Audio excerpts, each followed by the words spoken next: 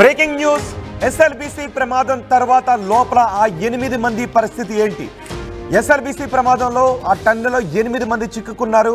వారి కోసం వారిని రక్షించడానికి 4 రోజులుగా ప్రయత్నాలు కొనసాగుతూనే ఉన్నాయి. వాళ్ళ జాడ మాత్రం ఇంకా తెలియడం లేదు. కానీ సెల్ ఫోన్లు రింగ్ అవుతున్నాయని అధికారులు చెప్తున్నారు.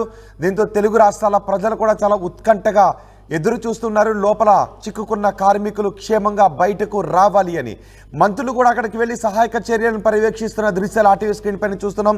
ఇప్పటికే 9 బృందాలు ఈ ఎస్ఎల్బిసి టన్నెల్ దగ్గరకు చేరుకున్నారు. ర్యాట్ హోల్ మైనర్స్ కూడా అక్కడికి తీసుకుని వచ్చారు. లోపలికి వెళ్ళి వారి ఆచూకీని కనుగొనడానికి ఉన్న ప్రత్యామ్నాయ మార్గాలు ఏంటి అనే విషయంపై కూడా చర్చిస్తున్నారు. ఒక దశలో వర్టికల్ డ్రిల్లింగ్ చేయాలని అనుకున్నారు, కానీ అది అంత సులభతరం కాదు అని దాన్ని విరమించుకున్నట్టుగా తెలుస్తోంది. లోపల ఎక్కడ చూసినా కూడా బురద నీరే కనిపిస్తూ ఉన్నాయి. ఒక దశలో కన్వేయర్ బెల్ట్ పైన చాలా జాగ్రత్తగా లోపలికి నడిచి వెళ్లాల్సి వస్తుంది. ఏదైనా అనుకోనిది జరిగితే కన్వేయర్ బెల్ట్ కూడా తెగిపోయే అవకాశం ఉంటుందేమో అని భావిస్తున్నారు. ఇక అక్కడ ఒక రైలు మార్గం కూడా ఉంటుంది. లోపల టన్నెల్లో పనిచేయడానికి రైలు మార్గాన్ని కూడా ఏర్పాటు చేస్తారు. ఆ రైలు మార్గమే ఆప్షన్ అని అనుకుంటూ ఉన్నారు. దాన్ని కూడా పునరుద్ధరించే పనులు చేపడుతున్నట్టుగా తెలుస్తోంది. ప్రమాదంలో చిక్కుకున్న కార్మికుల ఫోన్లు రింగ్ అయ్యాయని అధికారులు చెప్తున్నారు. కానీ ఫోన్లు పనిచేస్తున్నా కార్మికులు మాత్రం స్పందించడం లేదు అంటే కొన్ని అనుమానాలు, ఆందోళనలు వ్యక్తమవుతున్నాయి. దీంతో కుటుంబ సభ్యులు కూడా ఆందోళన వ్యక్తం చేస్తున్నారు. ఏదేమైనా లోపల చిక్కుకున్న 8 మందిని క్షేమంగా బయటకు తీసుకుని రావాలి అని బృందాలు ప్రయత్నం చేస్తున్నాయి. రాష్ట్ర ప్రభుత్వం ఎప్పటికప్పుడు ఆ పనులను పర్యవేక్షిస్తోంది. మంత్రులు అక్కడ ఉండి జూపల్లి కృష్ణారావు, ఉత్తమ్ కుమార్ రెడ్డి ఇద్దరు కూడా పనులను పర్యవేక్షిస్తూ ఉన్నారు. రెస్క్యూ ఆపరేషన్లో జియాలజిస్టులు కూడా పాల్గొన్నారు. కన్వేయర్ బెల్ట్ పై నడుస్తూ స్పాట్కు చేరుకున్నారు జియాలజిస్టులు. అయితే కన్వేయర్ బెల్ట్ కూడా ఈ క్షణమైనా తెగిపోయే అవకాశం ఉంది అని భావిస్తున్నారు. ఆర్టీవీ అక్కడికి వెళ్ళింది. ఎస్ఎల్బిసి ప్రమాదం జరిగిన ప్రదేశానికి వెళ్ళింది. టన్నెల్ లోపలికి కూడా ఆర్టీవీ ప్రతినిధులు వెళ్లారు. టన్నెల్ లోపల ఎలాంటి పరిస్థితులు ఉన్నాయో ఇప్పుడు మేము మీకు చూపించబోతున్నాం. ఒకసారి టన్నెల్ దగ్గరికి వెళ్దాం. మా ప్రతినిధి మణికంఠ ఉన్నారు అక్కడ. టన్నెల్ లోపలికి వెళ్ళి ఆర్టీవీ ఎక్స్క్లూజివ్గా అందిస్తోంది. అసలు ఈ ప్రమాదం జరిగిన తర్వాత టన్నెల్ లోపల ఎలా ఉంది, టన్నెల్ లోపల ఎంత భయానకంగా ఉంది, ఎటువంటి పరిస్థితులు ఆ సహాయక చర్యలకు ఆటంకాలు కలిగిస్తున్నాయనే విషయంపై తెలుగు రాష్ట్రాల్లో పెద్ద ఎత్తున చర్చ జరుగుతుంది. ఆ వివరాల్ని మీకు అందించాలని ఆర్టీవీ సాహసోపేతంగా టన్నెల్ లోపలికి వెళ్ళింది. అక్కడ ఉన్న ప్రతి దృశ్యాన్ని ఇప్పుడు మీకు అందించబోతుంది. ఒకసారి టన్నెల్ లోపలికి వెళ్దాం. నాగర్ కర్నూలు జిల్లాలోని దోమలపెంట దగ్గర ఏదైతే ఎస్ఎల్బిసి టన్నెల్ ప్రారంభమవుతుందో ప్రస్తుతం మనం ఇక్కడే ఉన్నాం. ప్రారంభం అయ్యేటటువంటి టన్నెల్ ప్రారంభం అయ్యేటటువంటి ప్రాంతం దగ్గర ఇక్కడ చూడవచ్చు పూర్తిగా ఇక్కడ ఉండేటటువంటి ఎన్డీఆర్ఎఫ్ టీం కావచ్చు, అదేవిధంగా రెస్క్యూ టీం కావచ్చు, అందరూ కూడా పూర్తిగా లోపలికి వెళ్లేందుకు అక్కడ నుంచి బయటికి వారిని ఎలా తీసుకురావాలనేటటువంటి పనుల్లో కూడా నిమగ్నమైపోయినటువంటి పరిస్థితి చూస్తున్నాం. కొన్ని రకాల పైపులు లాంటి పరికరాలన్నింటినీ కూడా తీసుకుని ఇక్కడికి రావడం జరిగింది. ఎన్డీఆర్ఎఫ్ బృందం ఈ రోజు మార్నింగ్ కూడా వెళ్లడం జరిగింది. నిన్న నైట్ కూడా లోపలికి వెళ్లి వారిని గుర్తించేందుకు, వారిని తీసుకొచ్చేందుకు ప్రయత్నం చేసినటువంటి పరిస్థితి.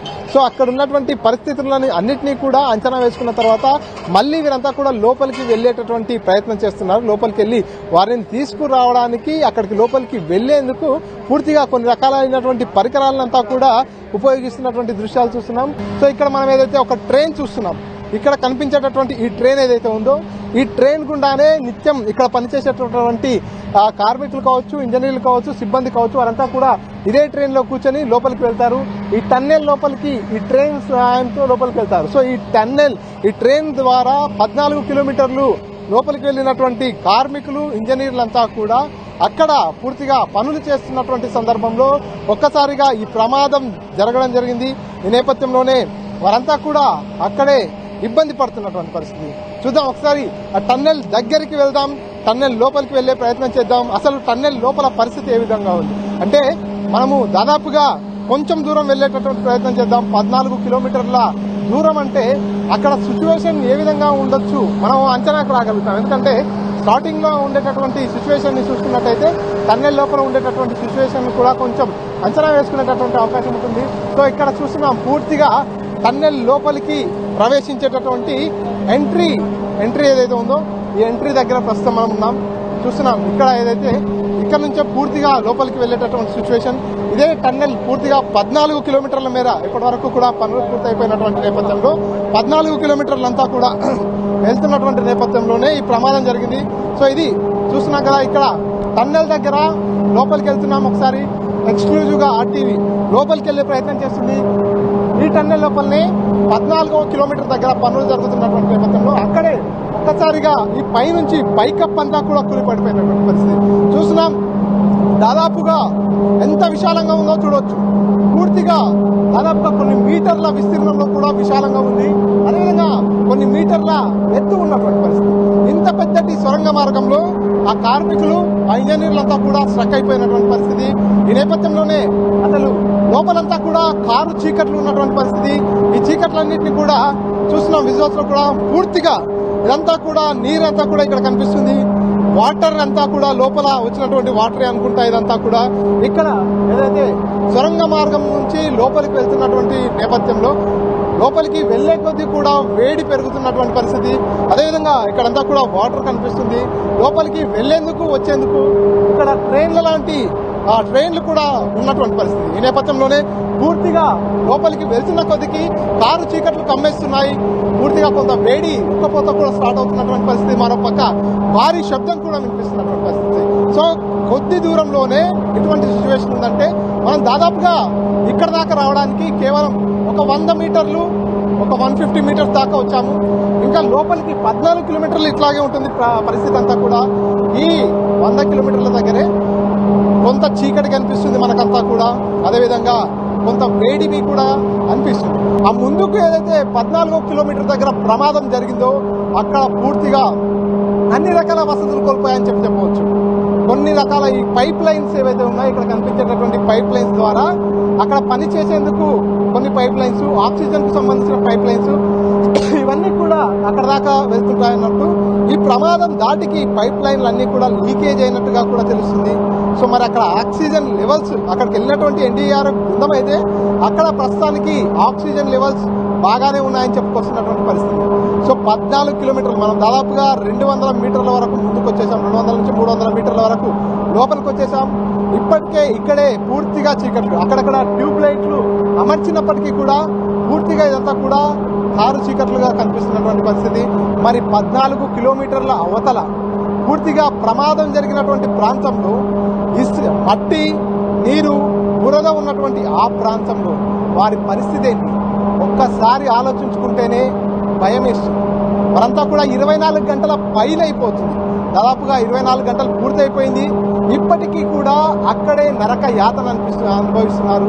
భయం గుప్పిట్లో వారంతా నలిగిపోతున్నటువంటి పరిస్థితి.